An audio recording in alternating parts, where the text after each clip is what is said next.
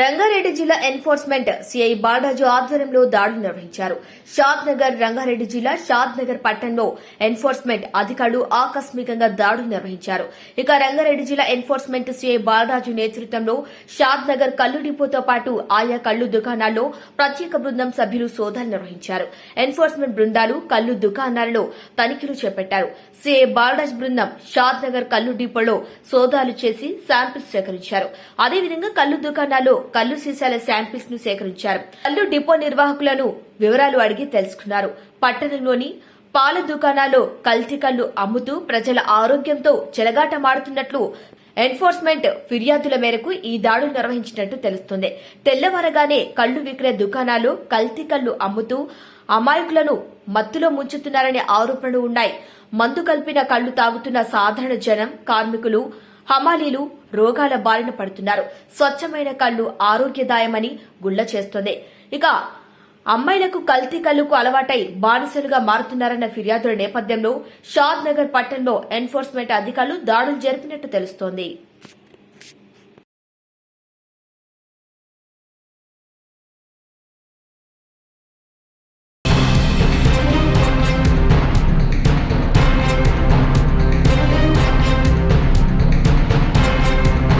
మెదక్ జిల్లా చేగుంటలో గత కొన్ని సంవత్సరాలుగా ఎన్జీఓ కాలనీవాసులకు ఉన్న రోడ్డును దౌర్జన్యంగా కబ్జా చేసి కాలనీవాసులకు తమ వాహనాలను రాకపోకలకు ఇబ్బంది దుస్థితి ఏర్పడింది అని కాలనీవాసులు తెలిపారు. వివరాలు ఇలా ఉన్నాయి. చేగుంటలో ఎన్జీఓ కాలనీకి వెళ్లే రోడ్డును దౌర్జన్యంగా ఒక వ్యాపారవేత్త లోకల్ లీడర్ల అండదండలతో ఆక్రమించి మోరీపై అక్రమ నిర్మాణం ఇటీవల ఏర్పాటు చేశారు. ఇక ఇట్టి విషయంపై కాలనీవాసులు పంచాయతీ ఈవోకు రాతపూర్వకంగా ఫిర్యాదు చేశారు. రోడ్డును ఆక్రమించి ప్రజలకు ఇబ్బందులు గురి చేస్తున్నారని తక్షణమే చర్యలు తీసుకోవాలని అధికారులకు ఫిర్యాదు చేశారు.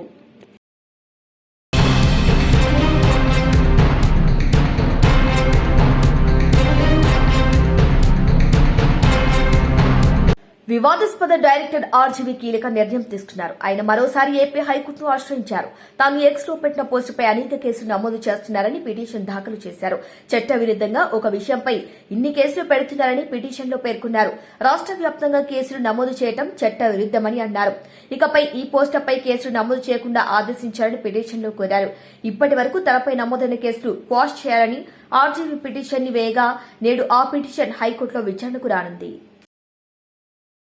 ఆల్మోస్ట్ ఒక 1 year బ్యాక్ ఏదో ట్వీట్స్ పెట్టాడు అనే ఎలిగేషన్. ఆ ట్వీట్స్ ఎవరో మనోభావాలు దెబ్బతిన్నాయి. ఇక్కడ విచిత్రం ఏంటంటే 1 year బ్యాక్ పెట్టిన ట్వీట్స్ 4 డిఫరెంట్ ప్లేసెస్లో 4 డిఫరెంట్ జ్యూరిస్డిక్షన్స్లో 4కి ఒకే 3-4 రోజుల వ్యవధిలో వాళ్ళ మనోభావాలు దెబ్బతిన్నాయి. వాళ్ళు ఆ పరంగా కంప్లైంట్ ఇవ్వడం, కేసులు పెట్టడం జరిగింది. ఇక్కడ పాయింట్ 1 ఎవరి మీద అయితే నేను పెట్టానని వాళ్ళు చెప్తున్నారో వాళ్ళకి లేదు, ఎవరో థర్డ్ పార్టీ, అసలు సంబంధం లేనివాడు. ఆ కాంటెక్స్ట్ లో అసలు ఈ కేసు ఎలాగా, ఈ సెక్షన్స్ ఎలా వర్తిస్తాయి అనేది అప్పుడు ఆబ్వియస్ గా నాకు వచ్చే అనుమానం కానీ, నాకు కానీ నా మనుషులు కానీ, ఇది ఒక పర్సిక్యూషన్ చేయడానికి ఒక పద్ధతి ప్రకారం ఉన్న ఎలవబుల్ లాస్ ని వాడుతున్నారా, లేకపోతే ఇప్పుడు వరల్డ్ ఓవర్ ఒక ఫినామినా ఏం జరుగుతుందంటే పొలిటికల్ పార్టీస్ వాళ్ళు they are weaponising the systems of the police. అది అమెరికాలో జరుగుతుంది, యూరోప్ లో జరుగుతుంది, ఇక్కడ కూడా జరుగుతుంది. అప్పుడు నేను ఏ ఒక్క వ్యక్తిని, ఒక పోలీస్ ఆఫీసర్ని కానీ, ఒక పొలిటికల్ పర్సన్ కానీ నేను బ్లేమ్ చేయట్లా. I think it happens in certain ఒక ఏమంటారు దాన్ని, ఒక వే. అది అందరూ కూడా ఎంతో కొంత అది చేయటానికి టెంప్టేషన్ ఉండొచ్చు. But eventually there is the law of the land which will take the final call. So అది that I completely agree, believe in that and I abide by that as a citizen. So ఇప్పుడు ఇక్కడ జరిగింది ఏంటి, నాకు ఒక notice వచ్చింది, నేను ఒక రిప్లై ఇచ్చాను, ఫలానా చోట ఫలానా తారీఖు నేను వస్తాను. అప్పటికి నాకు జరుగుతున్న పని ఒక ఆన్గోయింగ్ స్కెడ్యూల్ ఉంది కాబట్టి, నాకు ఫిల్మ్ వర్క్ ఉంది కాబట్టి అవ్వలేదు. అండ్ ఇట్ ఈస్ వేరే ప్రొడ్యూసర్ చేస్తున్నాం, ఆ ప్రొడ్యూసర్కి నష్టం వస్తుంది కాబట్టి నేను మళ్ళీ టైం అడిగాను. ఇదేంటి కేసు, ఇదేం అర్జెంట్ కేసు అంటే 1 year తర్వాత ట్వీట్ చూసిన అతనికి 1 week లో అన్ని అయిపోవాలనేది ఏమన్నా మీనింగ్ ఉంటుంది అసలు దానికి? So which basically means it is being done for purposes other than the urgency of the case. ఇది అర్జెన్సీ ఆఫ్ ద కేసు అండి. మీరు మర్డర్లు గేడర్లు ఇన్ని జరిగి సంవత్సరాలు తీసుకుని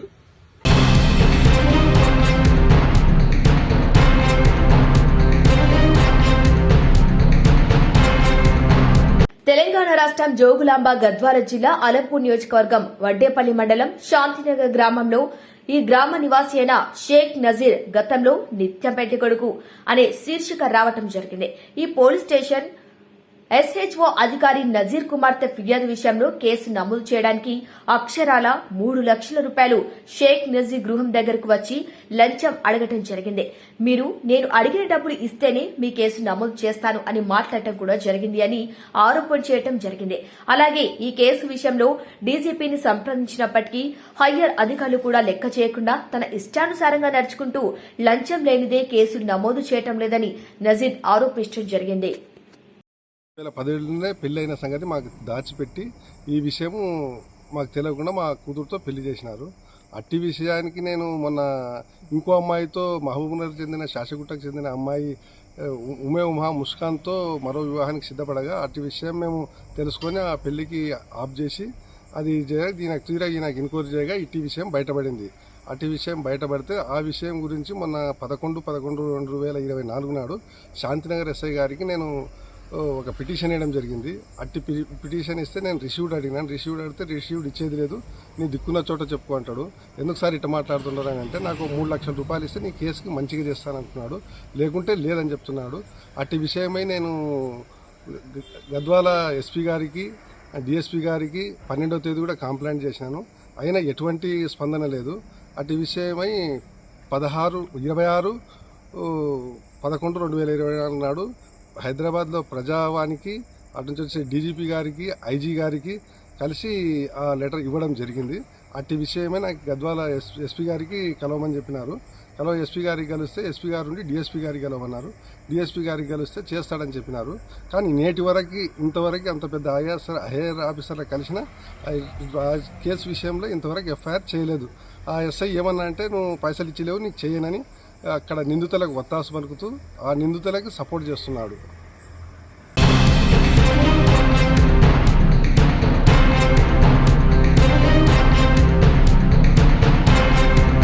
ప్రభుత్వం మీద ఆగ్రహానికి బలైతున్న ప్రభుత్వ అధికారులు నిర్మల్ ఆర్టీఓ కారు మీద దాడి చేసి నిప్పు పెట్టారు రైతులు. ఇక నిప్పుల దాడిలో గాయపడ్డ మహిళ ఏఎస్ఐ నిర్మల్ జిల్లా దిలావర్పూర్ ఇథనాల్ ఫ్యాక్టరీ వద్దంటూ ఆందోళన చేస్తున్నారు. ఇక రైతుల వద్దకు వచ్చిన ఆర్టీఓ రత్న కళ్యాణి నిర్బంధించి కారు మీద దాడి చేసి నిప్పు పెట్టారు రైతులు. ఇక ఈ దాడిలో లక్ష్మణ్ చంద ఎస్ఐ సుమలత గాయపడ్డారు.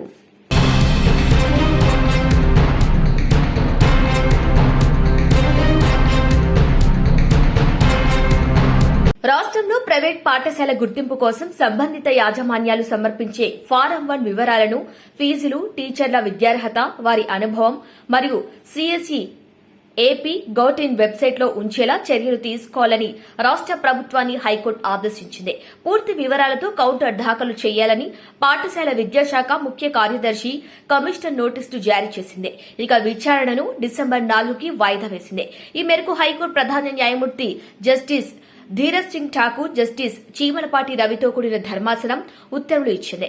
ఆర్టీఈ చట్ట నిబంధన ప్రకారం రాష్ట్రం 14,551 ప్రైవేటు పాఠశాలకు సంబంధించిన పూర్తి వివరాలతో కూడిన ఫారం 1 వివరాలను వెబ్సైట్ ద్వారా వెల్లడించేలా ప్రభుత్వాన్ని ఆదేశించాలని కోరుతూ న్యాయవాది తాండవ యోగేష్ హైకోర్టులో ప్రజా ప్రయోజన వ్యాజ్యం దాఖలు చేశారు.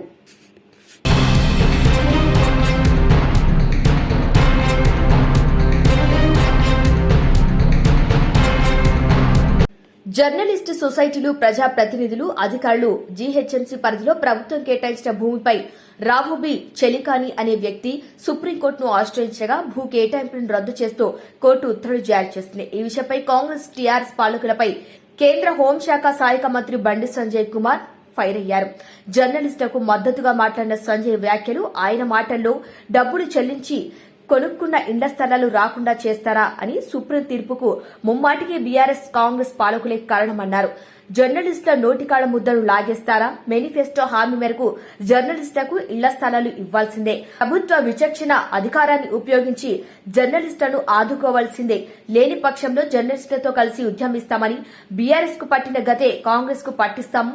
జర్నలిస్టులారా ఆందోళన చెందకండి, మీకు అండగా మేముంటాం. బీజేపీ అధికారంలోకి రాగానే జేఎన్జే సొసైటీ సహా అందరికీ ఇళ్ల స్థలాలు ఇస్తామన్నారు.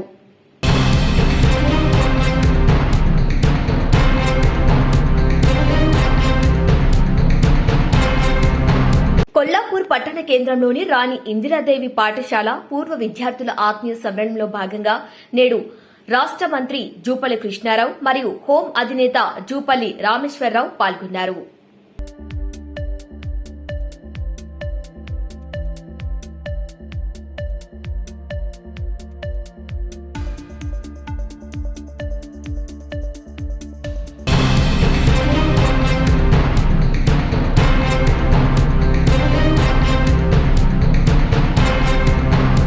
సమాచార హక్కు చట్టంపై ప్రభుత్వం సామాన్య ప్రజలకు భరోసా కల్పించాలని బత్తుల మహేష్ గౌడ్ పిలుపునిచ్చారు. సమాచార హక్కు చట్టం సాధన కమిటీ తెలంగాణ రాష్ట్ర సంయుక్త కార్యదర్శిగా ఆయన ఏకగ్రీవంగా ఎన్నికయ్యారు. ఈ మేరకు హైదరాబాద్లోని సమాచార హక్కు చట్టం సాధన కమిటీ జాతీయ కార్యాలయంలో జాతీయ వ్యవస్థాపక అధ్యక్షుడు డాక్టర్ చెంటి ముద్రాజ్, రాష్ట్ర మహిళా అధ్యక్షురాలు సూరశ్రవంతి నియామక పత్రాన్ని అందజేశారు. ఈ సందర్భంగా మహేష్ గౌడ్ మాట్లాడుతూ కాలక్రమేణా ఆర్టీఐ యాక్ట్ చట్టం అంతరించిపోతుందని ఆవేదన వ్యక్తం చేశారు. ప్రభుత్వ యంత్రాంగం సమాచారాన్ని వెల్లడించారు. కారణం సక్రమంగా జరగాల్సిన పనులు అడ్డదారులు జరుగుతున్నాయని ఆరోపించారు. ప్రభుత్వ పాలనలో పారదర్శకత, అధికార యంత్రాంగంలో జవాబుదారీతనంతో ప్రజలు కోరిన సమాచారాన్ని 30 రోజుల కాలంలో సమాచారం ఇవ్వాలని కోరారు. ఆయా శాఖల పౌర సమాచార అధికారులతో జిల్లా కేంద్రంగా కమిషన్ కోర్టుకు ఏర్పాటు చేసి సామాన్య ప్రజలకు అందుబాటులో ఉండే విధంగా కేసులు విచారణ ప్రక్రియ నిర్వహించి దరఖాస్తుదారుడు కోరిన సమాచారాన్ని అందించాలని సూచించారు. ఈ క్రమంలో తెలంగాణ రాష్ట్ర ప్రధాన కార్యదర్శి మల్లేశం వెంకటేశం, తెలంగాణ రాష్ట్ర కార్యదర్శి గుండెల రాముడు, తెలంగాణ మహిళా కార్యనిర్వాహక గంగా ప్రియారెడ్డి, జి కుమార్ యాదవ్, లగోని శ్రీనివాస్ గౌడ్, నరేష్ గౌడ్ తదితరులు పాల్గొన్నారు.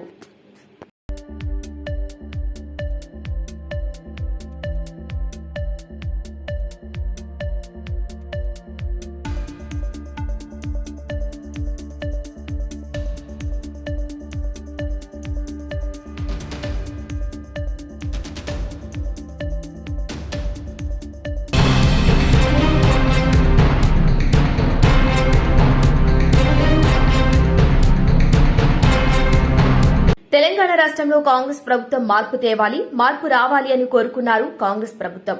కానీ ప్రజలకు మాయమాటల కబుర్లు చెప్పి 6 గ్యారంటీ హామీ పథకాలు ఇస్తామని చెప్పిన కాంగ్రెస్ పార్టీ ఏది నెరవేర్చకుండా ప్రజల్ని మోసం చేస్తున్నారు. బీఆర్ఎస్ పార్టీ వర్కింగ్ ప్రెసిడెంట్ మాజీ మంత్రి కేటీఆర్ మరోసారి కాంగ్రెస్ ప్రభుత్వంపై విమర్శలు గుప్పించారు. ఇదేనా ఇందిరమ్మ రాజ్య ప్రజాపాలన అంటే అని నిలదీశారు. కాంగ్రెస్ పార్టీ అధికారంలోకి వచ్చి సంవత్సరం గడుస్తున్నా తెలంగాణలోని ప్రజలకు మాత్రం ఎలాంటి పథకాలు కూడా నెరవేర్చలేదని కేటీఆర్ కాంగ్రెస్ పై మండిపడ్డారు. మరి పాలసీ లేకుండా అదాని కాడికి పైసలు ఎట్లా తీసుకుంటా అనుకున్నావు? పాలసీ లేకుండా ప్రపోజల్ ఎట్లా తీసుకున్నావు? నెంబర్ 1. నెంబర్ 2, కొడంగల్ ఇన్ని రోజులు అల్లుని కోసం అనుకున్నాం, ఇప్పుడు అదాని కోసం అంటే ఇప్పుడు తెలిసింది. 9 మిలియన్ టన్నుల ప్లాంటు కొడంగల్లో సిమెంట్ ప్లాంట్ పెడతారట. మొన్న రామన్నపేటలోనేమో మొత్తం ప్రజలు మరలబడ్డారు, ఇక్కడ సిమెంట్ ప్లాంట్ పెట్టద్దు అదానిది అంబుజా ప్లాంట్ అని. అక్కడ సిగ్గురాలి ఇంకా అది అట్లే పెడతారట, అందులో మూసీలకు కాలుష్యం పంపిస్తారట. ఇప్పుడు మీదికెళ్ళి కొడంగల్లో మళ్ళీ కొత్త దుకాణం, మళ్ళీ 9 మిలియన్ మెట్రిక్ టన్నుల ప్లాంటు అదాని గారిది కొడంగల్లో. నేను అందుకే అంటున్నా, అల్లుని కోసం, అదాని కోసం, అన్నల కోసం, బామ్మరి కోసం, అమృతం పంచడం కోసమే పనిచేస్తున్నావు నువ్వు. ఇది అది ప్రూఫ్ నువ్వే ఇచ్చినావు. అసలు పంప్డ్ స్టోరేజ్ పాలసీ లేకుండా ఎట్లా తీసుకున్నావు? నువ్వు ఎట్లా తీసుకుంటున్నావు ప్రపోజలు? చెప్పండి. ప్రభుత్వానికి ఒక పాలసీ ఉండాలి కదా, నిర్దిష్టమైన విధానం ఉండాలి కదా. అదే లేకుండా ఎట్లా పిలుస్తున్నావు ఆయన? నాకు అర్థం కాదు.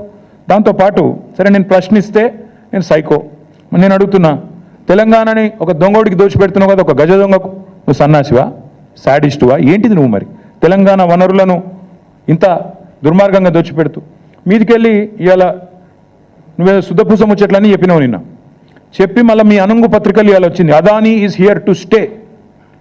అదానీ ఉంటాడు, బరాబర్ ఉంటాడు. రాహుల్ గాంధీ నెత్తి మీద మొట్టికాయలు వేస్తే ఏదో పైకి ఒక 100 కోట్లు ఇచ్చి లోపల మాత్రం మళ్ళా పక్కా కొసరు అట్లా ఇచ్చినట్టు చేసి అసలు మాత్రం అట్లే ఉంటుంది. అని చెప్పినట్టు ఇవాళ Adani is here to stay. నేను అడుగుతున్నా, మన హిండెన్బర్గ్ రీసెర్చ్ అనే రిపోర్ట్ ఎప్పుడు వచ్చిందండి? 3 నెలల కింద వచ్చింది. చదువు రాదా, అర్థం కాదా, నిన్ననే తెలిసింది అదాని దొంగ అని. మీరు రాహుల్ గాంధీ లబలబా అని మొత్తుకుంటూనే ఉన్నాడు కదా. ఎప్పటి నుంచి ఘోషిస్తున్నాడు రాహుల్ గాంధీ? అదాని దొంగ, చౌకీదార్ చోర్ హే, అదాని ఫ్రాడ్ హే అంటూనే ఉన్నాడు. మరి ఎందుకు 100 కోట్లు ఎందుకు ఇస్తున్నావు? కొసరు మాత్రమే ఎందుకు ఇస్తున్నావు? అసలు 12,400 కోట్ల ఒప్పందాలు ఎందుకు రద్దు చేస్తలేవు? మేమేదో చేసినామంటున్నావు, అవి కూడా రద్దు చేయి. మేము వద్దంటున్నామా? మేమేదో చేసినామంటున్నావు కదా, మేము చేయనే లేదు. మైక్రోసాఫ్ట్ ఇది అదాని అంటావు, నీ పరిజ్ఞానం అది. ఒకటి మాత్రం పక్క, ఈ ముఖ్యమంత్రి ఆయన ఇంటి పేరు మార్చుకోవాలి. ఆయన అనుముల కాదు, అబద్ధాల రేవంత్. ఇంత పచ్చబద్దాలు చెప్తాడండి ఎవడన్నా ముఖ్యమంత్రి అంటాడు? ఇంత దుర్మార్గమా? మైక్రోసాఫ్ట్ డేటా సెంటర్ని పట్టుకొని అదాని డేటా సెంటర్. అదేవిధంగా నేషనల్ హైవే ప్రాజెక్టులు మేము ఇచ్చినాం, రక్షణ శాఖ ప్రాజెక్టులు రాష్ట్ర ప్రభుత్వం ఇచ్చింది, ఎలక్ట్రికల్ ట్రాన్స్మిషన్ ప్రాజెక్ట్ అది కూడా కేంద్ర ప్రభుత్వ ప్రాజెక్టు మేము ఇచ్చినాం. ఇంత పచ్చి అబద్ధాలు చెప్పేటోడు అనుముల రేవంత్ రెడ్డి కాదు, అబద్ధాల రేవంత్ రెడ్డే. అందుకే నేను అనేది, ఈ కాయిదాలు, ఈ డ్రామాలు ఇవన్నీ పక్కకు పెడితే, రేవంత్ రెడ్డి నీకు అసలు కేసీఆర్ గారి గురించి మాట్లాడతాడు నిన్న. సరే నన్నంటే తిట్టినావు, నీకంటే వయసులో చిన్ననే కాబట్టి పడతా అనుకో. కేసీఆర్ గురించి మాట్లాడతావు, ఎంత ధైర్యం నీకు? నాకు అర్థం కాక అడుగుతా, ఏం తప్పు చేసిండు కేసీఆర్ గారు? అవుట్ రైట్గా అదానీ ఆఫర్ను రిజెక్ట్ చేయడమే కేసీఆర్ చేసిన తప్ప. KCR rejects Adanis offer. This is KCR. Red signal ఇచ్చిండు కేసీఆర్. దేశం మొత్తం ఇంకా అదాని గురించి తెలియకముందే మేల్కొన్న ముఖ్యమంత్రి కేసీఆర్. ఇక్కడనే కాదు, కేసీఆర్ గారు ఓపెన్గా యశ్వంత్ సిన్హా గారు రాష్ట్రపతి ఎన్నికల్లో పోటీ పడ్డప్పుడు ఓపెన్గా అడిగిండు, ఎవరి కోసం 10% బొగ్గు దిగుమతి అనే పాలసీ ఎవరి కోసం? ఒక వ్యక్తికి మేలు చేయడం కోసమే కదా అని గర్జించిన ఒకే ఒక్క ముఖ్యమంత్రి కేసీఆర్. నీలాగా కొడంగల్లో సిమెంట్ ప్లాంట్ కోసమో, లేదా మీ మంత్రుల ఈడీ కేసులో రాజీ కోసమో చీకట్లో కాళ్ళు పట్టుకునే రకం కాదు కేసీఆర్ గారు. బరాబర్ బాజాప్తా అడిగిండు. నువ్వు బ్యాగులు మోసిన దొంగవు కాబట్టి అదే బురద మా మీద ఊస్తా, నువ్వు చేసే లుచ్చా పనులు ప్రపంచమంతా చేస్తుంది. నీలాగా గౌతమ్ బాయ్ అని చిల్లర పనులు చేసుకుంటూ ఆయన చుట్టూ తిరిగి మస్కా కొట్టే టైపు మేం కాదు, మాకు ఆ కర్మ పట్టలేదు. ఒకటి మాత్రం పక్కా చెప్తున్నా, నువ్వు ప్రశ్నించకపోయినా, నువ్వెన్ని డ్రామాలు చేసినా, నేనేదో రాహుల్ గాంధీ గట్టిగానే వరకు దిగినవు రంగంలోకి, మాకు తెలియదని కాదు. రాహుల్ గాంధీ 2 ఫోన్ చేసి దొబ్బితే ఇక ఇజ్జత్ పోయింది, ఎట్లాగూ మార్కెట్లో ఏదో ఒకటి చేయాలని చెప్పి కవరింగ్ కోసం నిన్న దిగినావు, తప్పు ఒప్పుకున్నావు.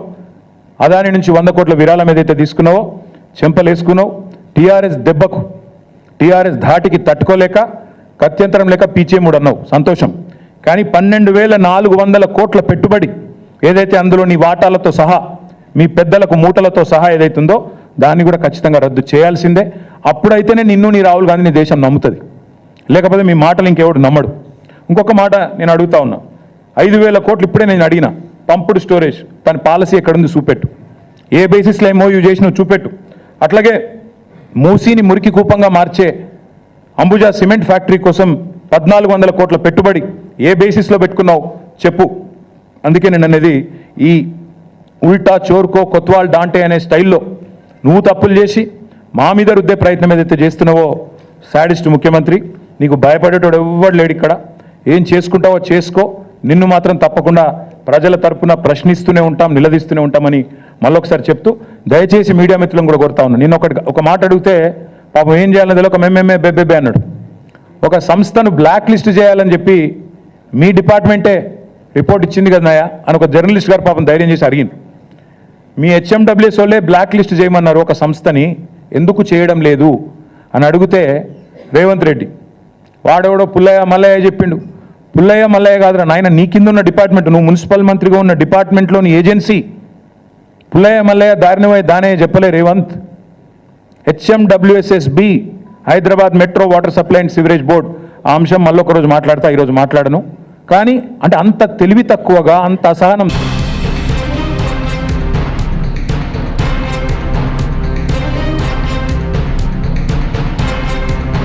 ఇవి వాళ్ళ బులెటిన్ అప్డేట్స్. కీప్ వాచింగ్ స్ట్రావే టీవీ.